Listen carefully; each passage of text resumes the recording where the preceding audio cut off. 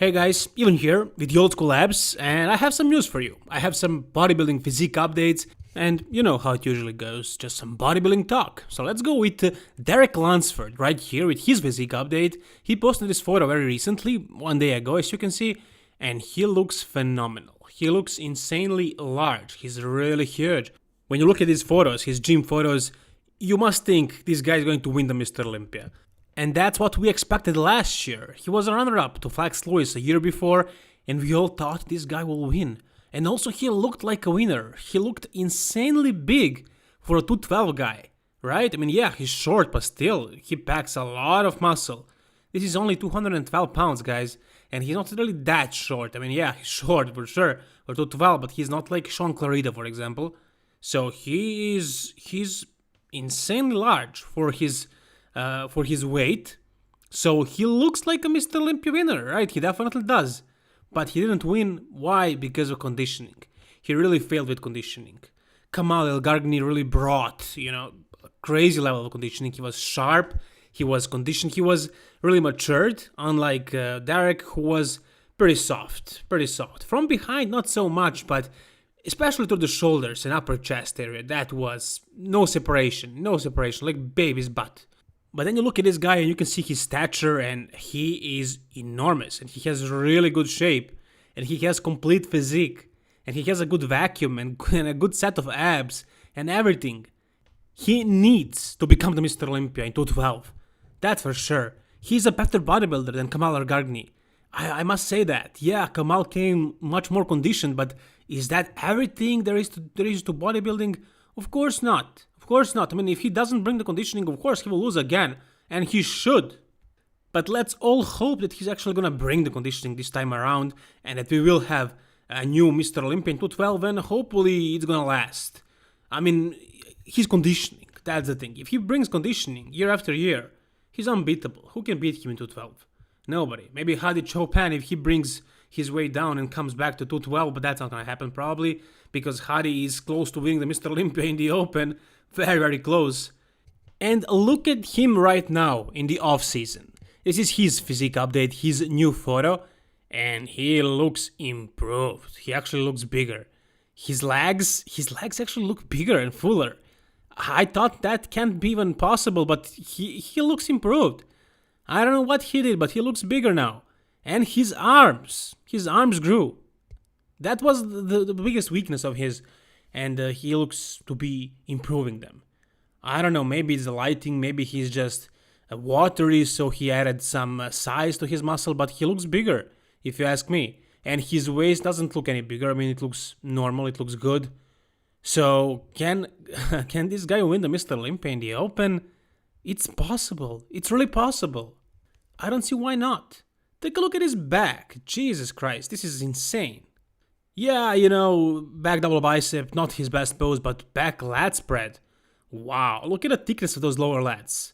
Look at that thing, it's popping. It's popping out. So 3D. The size of those lats, God, it's insane. He's so big from behind. I mean, from everywhere, but from behind, from this pose, the back lat spread, wow, just insane. So yeah, he can beat the other guys. I mean, not easily. At the 2019 Mr. Olympia, Brandon Curry was not in shape. He was off. Yeah, he was pretty off.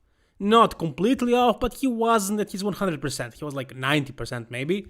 Bonac brought good conditioning, but he wasn't at his fullest. So those guys were much better at the Arnold Classic earlier that year. And still like that, Hadi wasn't able to beat them. Now, of course, that was his first year at the Mr. Olympia in the Open Division. So, I mean, you kind of have to pay your dues. You can't just, show up one day and win the show. It's not very likely to happen, but some people thought he might have deserved it that night. And if you think so, that's cool.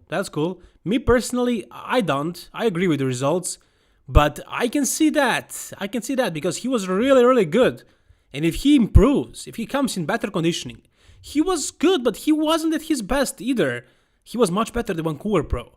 So if he brings his Vancouver Pro conditioning and fullness, I mean, he peaked just perfectly. That was a perfect peak. And if he comes a little bit bigger, it's gonna be tough to beat him.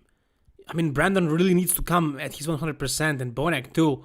And I don't know if Sean or Phil are gonna compete, but let's not even count them. Big Ramy, we can't really expect too much from Big Ramy or Ollie Winkler. These guys are not consistent. It can happen, it can not happen, it's a wild card. So as for now, our top 3, Hadi, Bonac, and Brandon Curry. Who can win? Anybody of those guys. Can it beat Hadi? Sure it can. We also have a physique update of a classic physique competitor, former men's physique competitor Logan Franklin, who is 13 weeks out of Pittsburgh Pro, and he looks to be a potential winner. He looks like somebody who's going to win. Yeah, I can say so. I mean, I don't know who else is competing, but he really looks good. And you guys know I mentioned him a couple of times before. I really like his classic physique. He really looks classic. He has that tiny waist, he has broad shoulders, he has big legs, and he has really good arms. And he has a good back, he has everything. He's really complete. Full chest too, shoulders, anything, vacuum, abs. Really complete physique. I still think he needs to add a little bit more muscle to gain that muscle maturity, to be on the level of guys like Chris Bumstead, who has been competing in the open division and who has been doing bodybuilding for a long time, not men's physique. So if he wants to beat him, yeah, he needs to grow a little bit more, and it is possible. I think this guy has bigger chances of beating Chris than Steve Lorias, for example. What do you guys think? Okay, next we have a physique update or a training video of Nick Walker. And this guy is enormous. I mean, he's a youngster. He's not even a pro yet. He tried to turn pro, I think last year or the year before. He didn't manage to do it. How? I think it was conditioning, but he's very young. He's like 26 or something like that at this point. 25, 26 maybe. And he is strong. He reminds me a lot of Dallas McCarver. Very, very young and insanely large for that age. Just like Dallas. Is the reason for that the drug use, the drug abuse, the insane amounts of steroids and all kinds of bodybuilding gear? I don't know. I hope it's genetics, because if it isn't, then you know how Dallas ended up. Hopefully this guy is just a genetic freak. I'm sure Dallas was also, but still. Anyways, he's very young and he's insanely large. Hopefully he will stay healthy, and hopefully he will turn pro and eventually be one of the top guys in the world. Alright, we also have a physique update or a training video also of Morgan Ast or Morgan Asti or whatever, however you pronounce his name. He's French.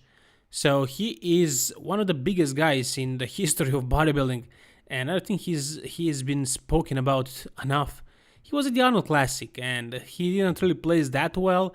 I was curious how he ended up right there. I was thinking that's because he was a freak and they wanted a freak show, so they invited him, but actually he won the amateur class the year before, which means you are automatically qualified for the next year pro event. So he was right there with the pros.